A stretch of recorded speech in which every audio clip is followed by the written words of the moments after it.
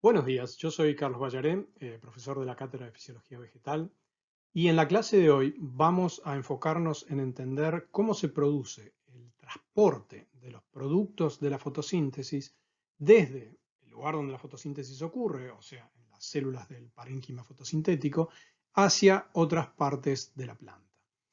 Eh, Evidentemente, las plantas que nosotros estudiamos, o al menos las que estudiamos en este curso, son organismos pluricelulares, donde no todas las células son fotosintéticamente activas o fotosintéticamente competentes. Entonces, de alguna manera deben moverse los productos de la fotosíntesis, los fotoasimilados, desde el cloroplasto de las células fotosintéticas hacia otras células que forman parte del cuerpo de la planta.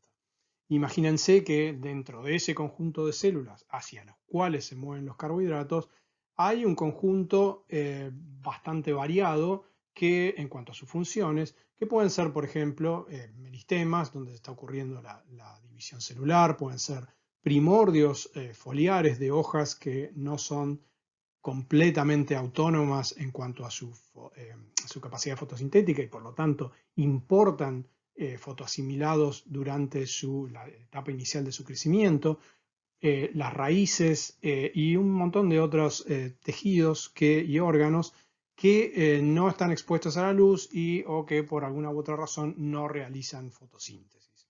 Entonces, ese movimiento va a ser el foco de la clase de hoy. Es un problema, el mecanismo es un mecanismo interesante de entenderlo, porque claramente es completamente distinto al que tenemos nosotros como animales, donde tenemos un corazón, un músculo que impulsa la sangre a moverse entre diferentes órganos. Acá no tenemos nada parecido, entonces tenemos que tratar de entender cómo las plantas se las arreglan para mover carbohidratos desde lo que llamamos las fuentes, que en general son las células que forman parte de los tejidos fotosintéticamente activos, hacia los destinos o sumideros, que es hacia donde van a parar esos carbohidratos que luego son utilizados para el crecimiento de esos destinos y para el metabolismo celular en esos destinos. La clase la vamos a dividir a los efectos de simplificar en dos partes. En una primera parte vamos a discutir cómo se carga el floema, es decir, el movimiento de carbohidratos se produce a través del tejido floemático y entonces tenemos que entender cómo se cargan los carbohidratos en la fuente y luego vamos a discutir el mecanismo de transporte a través del floema. En la segunda parte de la clase vamos a discutir cómo el floema se descarga en los destinos y discutir algunos o considerar algunos aspectos generales de la distribución de carbohidratos entre fuentes y destinos a nivel de la planta entera. Bien, si bien el foco de esta clase va a ser en la distribución de carbohidratos a nivel de la planta entera, es decir, cómo se mueven los carbohidratos entre órganos fuente y órganos destino, lo primero que tenemos que considerar es cómo los carbohidratos, cómo los azúcares salen del cloroplasto, que es el sitio donde son sintetizados como resultado de la fotosíntesis, ¿no? Como resultado de la operación del ciclo de Calvin. Entonces, para entender las conexiones entre lo que pasa en los cloroplastos y el transporte hacia el resto de la planta, comenzamos por este esquemita que es un dibujo de una célula del parénquima fotosintético. En color verde, sobre la izquierda, tenemos dibujado el cloroplasto, que es donde ocurre la fotosíntesis, obviamente, y en celeste tenemos el citoplasma. Entonces, en el cloroplasto, como resultado del ciclo de Calvin, se producen triosafosfatos. A esas triosafosfatos le pueden pasar esencialmente dos cosas. Pueden ser utilizadas localmente para la síntesis de almidón. El almidón es un polímero de reserva que puede permanecer en el cloroplasto por algún tiempo. O la segunda cosa que le puede pasar a las triosafosfatos es que sean transportadas, traslocadas desde el interior del cloroplasto hacia el citoplasma, donde intervienen en la síntesis de sacarosa. Dos puntos importantes para marcar aquí. El primero es que la sacarosa, que como ustedes saben es un disacárido, es el azúcar de transporte por excelencia. es el principal carbohidrato que se mueve por el floema desde las células fuente hacia los destinos. La segunda cosa importante para marcar es que todas las triosas fosfato que salen del cloroplasto hacia el citoplasma lo hacen a través de esta proteína que se llama translocador de fosfato. Esta proteína es una proteína integral de la membrana interna de los cloroplastos y tiene la particularidad de intercambiar por antiporte una molécula de triosa fosfato por un fósforo inorgánico. Ese fósforo inorgánico es un subproducto de la síntesis de sacarosa a partir de las triosas fosfato. Bien, entonces todas las triosas fosfato que salen de los cloroplastos de una planta pasaron a través de este translocador de fosfato. Y esto representa un mecanismo que conecta la actividad de las fuentes, o sea, la actividad de las células fotosintéticas, con lo que ocurre en las células de los destinos, donde se está empleando la sacarosa que se produce en las células del parénquima fotosintético. Imaginen una situación donde hay una planta que está creciendo activamente, donde se está transportando una gran cantidad de sacarosa desde las células fuente hacia los destinos, donde esa sacarosa es utilizada en una serie de procesos de metabolismo y demás, como vamos a ver más adelante. Esa demanda de sacarosa lo que genera es un estímulo de la síntesis de sacarosa a través de regulaciones de la actividad enzimática de esa ruta biosintética.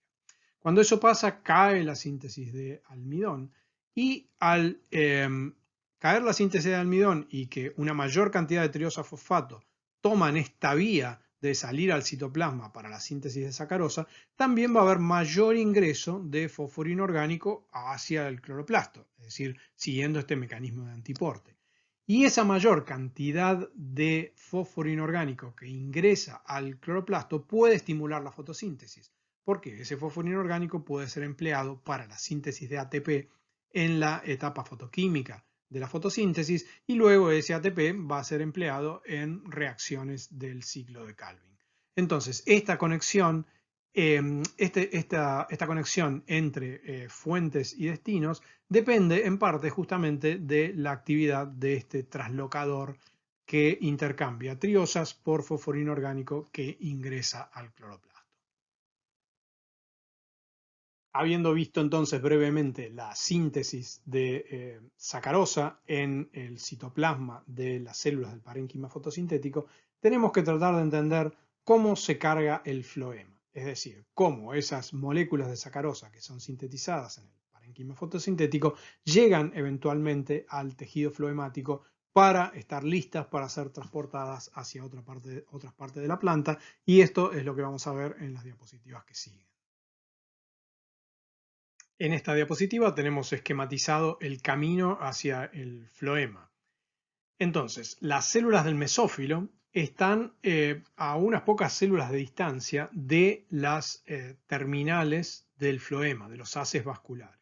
Entonces, la sacarosa se mueve desde el mesófilo hasta las células de compañía y desde allí se va a producir la carga de los elementos de tubo criboso. En esta diapositiva tenemos un esquema más detallado de los grupos de células que intervienen en la carga del floema. En esta parte, sobre la izquierda, tenemos las células del mesófilo, que es donde está ocurriendo la fotosíntesis de la que venimos hablando. Estas células de acá son las células de la vaina y lo que tenemos acá sobre la derecha es el tejido floemático, donde por un lado tenemos los elementos de tubo criboso, que es por donde se va a producir el transporte de la sacarosa, y estas células de compañía, que son células de transferencia. Un par de cuestiones importantes a notar aquí. Desde el punto de vista funcional, lo que tenemos que lograr es que aumente la concentración de sacarosa en los elementos de tubo criboso para que pueda ser transportada hacia los destinos. Desde el punto de vista anatómico, es importante notar esta cuestión de la conexión entre células vecinas a través de plasmodesmos. Ustedes ven que hay una conexión a través de plasmodesmos entre las células del mesófilo y las células de la vaina. También hay una conexión a través de plasmodesmos entre las células de compañía y los elementos de tubo criboso. Mientras haya conexión a través de plasmodesmos, la sacarosa se puede mover por difusión, siguiendo gradientes de concentración, por vía simplástica. Ahora, para que podamos aumentar la concentración de sacarosa en esta región sin que la sacarosa vuelva para atrás hacia el mesófilo, tiene que haber algún tipo de barrera. Y esta barrera la tenemos justamente en esta región donde no hay conexiones de plasmodesmos. Entonces, la carga del floema en especies que tienen esta anatomía se produce a través de un mecanismo de carga apoplástica. Y acá hay que notar que hay esencialmente dos mecanismos de carga del floema. Uno es el de carga apoplástica, que es el que vamos a describir ahora, y otro es el de carga simplástica, que lo vamos a ver en un ratito. Entonces, ¿qué es lo que ocurre? La sacarosa, que se mueve acá fácilmente por difusión, puede moverse también por difusión hacia el apoplasto en esta zona. Ahora, para pasar hacia el floema en contra de gradiente de concentración, es cotransportada junto con protones con gasto de energía. Entonces, la sacarosa pasa desde el apoplasto, que está indicado aquí, hacia el interior del tejido floemático, cotransportada en este punto, junto con protones. Eso, ese mecanismo de carga del floema, requiere gasto de energía y eso está simbolizado acá por el gasto de ATP. En esta diapo acá tenemos el segundo mecanismo de carga del floema, que es el mecanismo de carga simplástica. Y anatómicamente es fácil ver que, a diferencia de lo que ocurría en el caso anterior, donde no teníamos conexiones a través de plasmodesmos entre las células de la vaina y las células de compañía, en este caso existen conexiones que permiten el movimiento simplástico de la sacarosa. Este mecanismo de carga simplástica está restringido a algunas especies, algunas de las cuales están mencionadas en el epígrafe de esta figura, y en este caso las células de compañía las llamamos células intermediarias. Entonces, ¿cómo hacemos en este caso? Donde hay una conexión simplástica entre las células intermediarias y las células de la vaina para concentrar carbohidratos en estos elementos de tubo criboso desde donde se va a producir el transporte. Bueno, en este caso el mecanismo está basado en la síntesis de azúcares de mayor peso molecular, de mayor tamaño, que pueden pasar desde las células intermediarias hacia los elementos de tubo criboso, pero no pueden volver para atrás. Fíjense que eso está destacado por el tamaño de estos plasmodesmos. Estos son chiquititos, permiten el paso de la sacarosa, y estos están dibujados como más grandes, que permiten el paso de trisacáridos o de tetrasacáridos. Pero estos trisacáridos o tetrasacáridos, como son la rafinosa, la estaquiosa, que se forman por adición de residuos de galactosa, inicialmente a la molécula de sacarosa y luego a la molécula de rafinosa, estos trisacáridos y tetrasacáridos pueden pasar a los elementos de tubo criboso a través de estos plasmodesmos grandes, pero no pueden volver para atrás, porque estos plasmodesmos son demasiado pequeños para el regreso de estos trisacáridos y tetrasacáridos. Y eso entonces sirve al propósito de generar un aumento en la concentración de carbohidratos en los elementos de tubo criboso, que, como vamos a ver, es esencial para el mecanismo de transporte a través del floema. Esta es una demostración experimental del contraste entre los dos mecanismos de carga del floema, el mecanismo de carga apoplástica y el de carga simplástica. Es un experimento donde tenemos dos especies, una de ellas es Vicia faba, que tiene un mecanismo de carga apoplástica, y otra es una especie del género Coleus, que tiene un mecanismo de carga simplástica. Entonces, las plantas están colocadas en una atmósfera que tiene dióxido de carbono marcado con carbono 14, con carbono radioactivo. Ese carbono 14 es empleado para la síntesis de sacarosa y luego podemos visualizar el movimiento de esa sacarosa a través de radioactividad que vemos en estas autorradiografías, donde las zonas de mayor intensidad de velado indican que hay movimiento de azúcares marcados.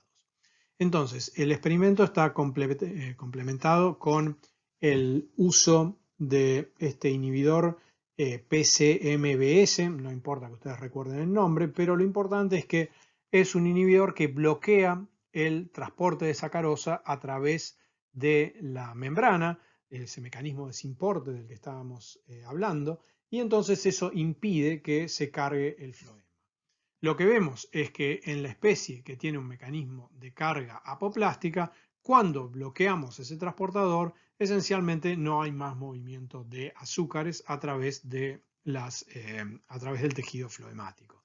En cambio, en Coleus, donde el transporte de sacarosa, la carga de sacarosa al floema y por lo tanto su transporte ulterior no depende de ese transportador, lo que vemos es que aún utilizando PCMBS, que inhibe ese transportador de sacarosa, lo que vemos es que hay movimiento de azúcares a través del floema, lo cual se indica por el velado en las nervaduras, mostrando que ese movimiento de azúcares es independiente de la operación de ese transportador responsable de la carga del floema en el caso de las especies como Vicia faba.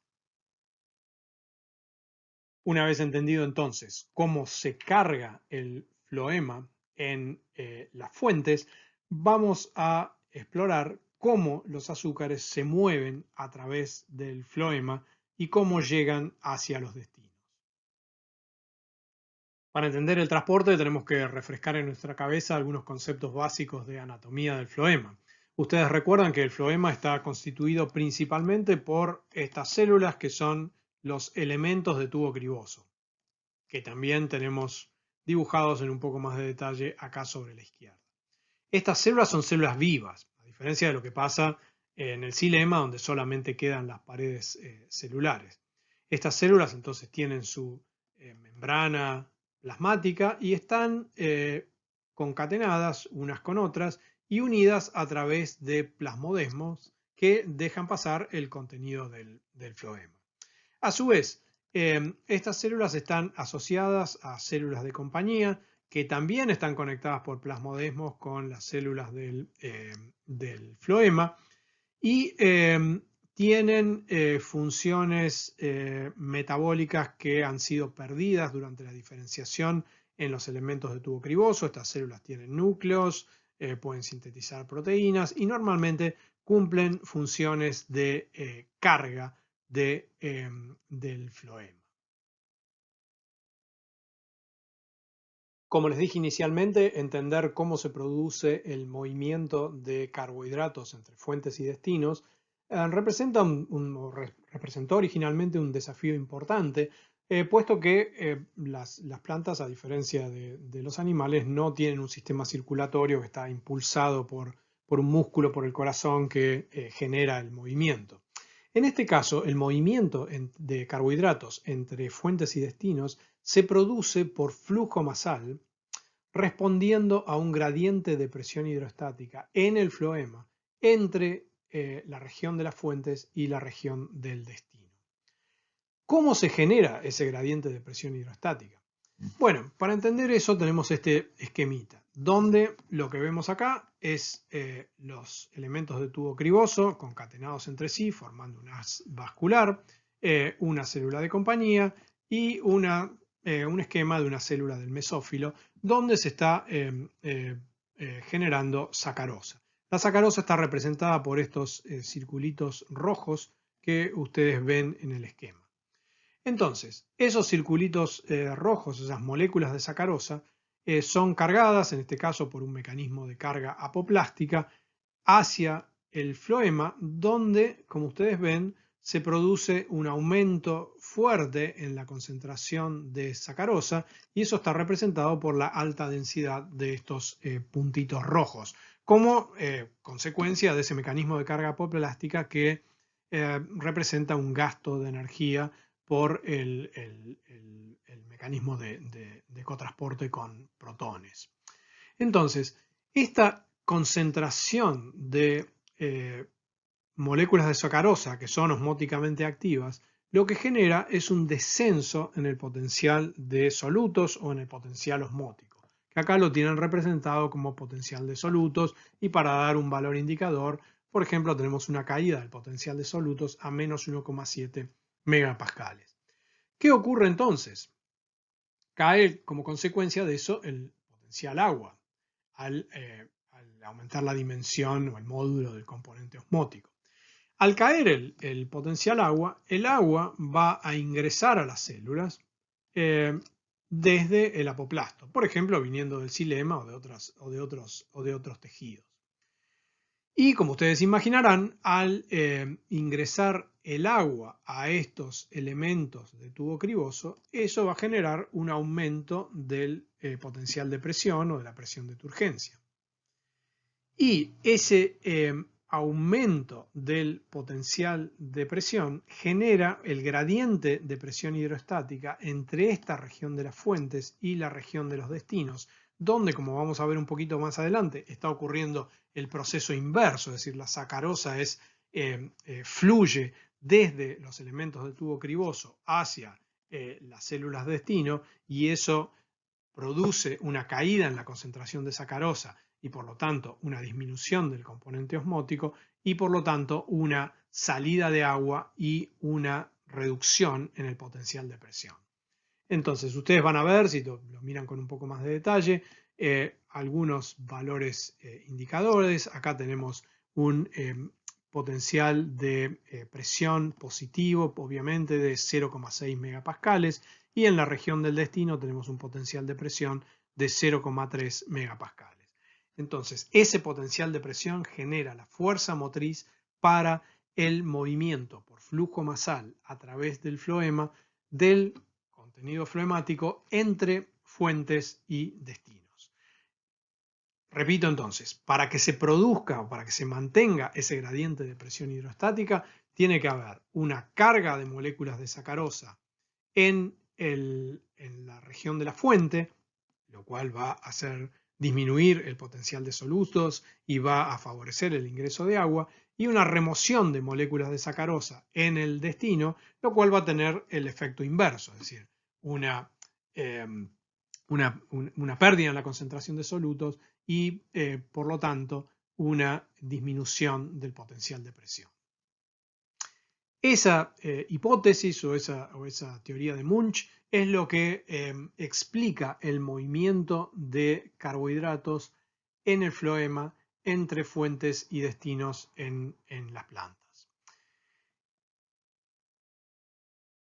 Una de las técnicas experimentales que se ha utilizado para entender el mecanismo de transporte ha estado basada en el uso de áfidos. Los áfidos son muy hábiles en penetrar con sus estiletes hasta llegar a los elementos del tubo criboso y en general producen exudados que reflejan el contenido de lo que están muestreando con sus estiletes. Entonces, en muchos casos se han utilizado los áfidos justamente para muestrear el contenido floemático.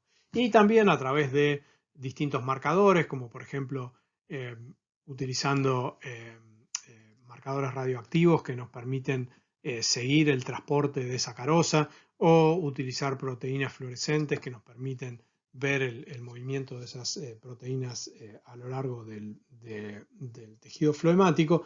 Hemos entendido bastante acerca de cómo se produce el movimiento. Y una de las cosas que sabemos es que en el floema viajan sustancias tanto de arriba para abajo como de abajo para arriba.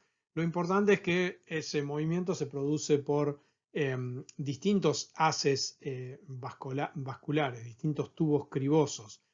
Dentro de cada tubo criboso, dentro de cada haz vascular, el movimiento es obviamente unidireccional y responde al gradiente de presión hidrostática que se genera de acuerdo al mecanismo que vimos en la diapositiva anterior. Pero en un tallo, por ejemplo, puede haber elementos de tubo criboso, puede haber tubos cribosos que están conduciendo sustancias desde abajo hacia arriba y otros tubos cribosos vecinos que están conduciendo sustancias de arriba hacia abajo, siguiendo gradientes de presión hidrostáticas propias de cada uno de esos tubos.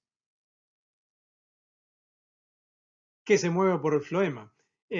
Bueno, digamos, ¿cuáles son los constituyentes de este contenido floemático del que estamos hablando?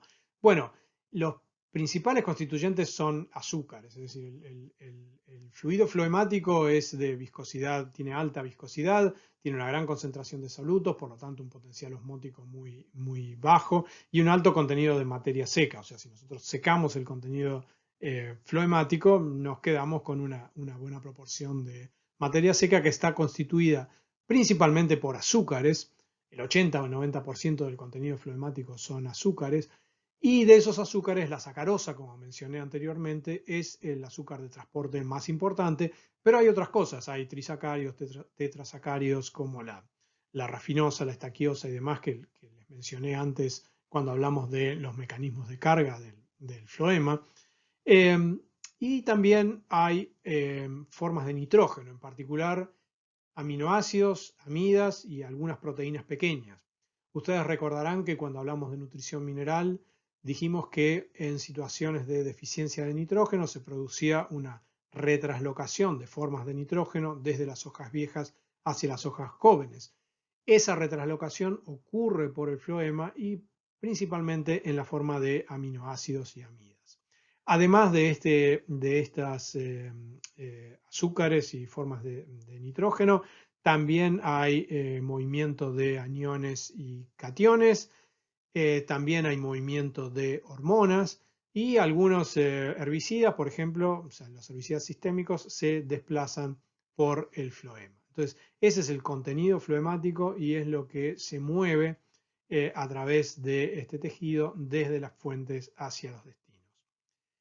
Con eso concluimos esta primera parte de la clase y en la segunda parte vamos a discutir un poquito más cómo se produce la descarga del floema y cómo se produce, cuáles son las conexiones funcionales entre fuentes y destinos.